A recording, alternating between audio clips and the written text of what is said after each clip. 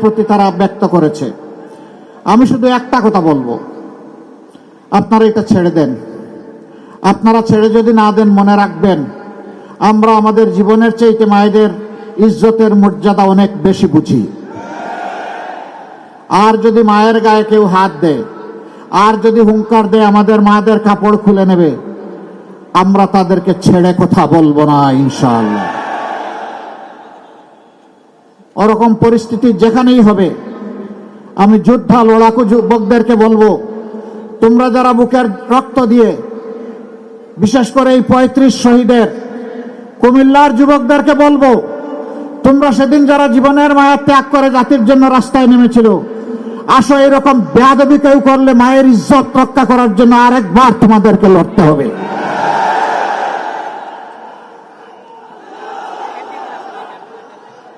বহু জায়গায় ভয়ভীতি দেখানো হচ্ছে, বলা হচ্ছে অমুক মার্কায় ভোট না দিলে ভোট সেন্টারে যাবেন না, গেলে খবর আছে। আমি মাদেরকে বিশেষভাবে বলবো, তাদেরকেই ভয় দেখানো হচ্ছে। আপনারা ওই মা যারা শরীফ ওসমান হাদিকে জন্ম দিয়েছেন,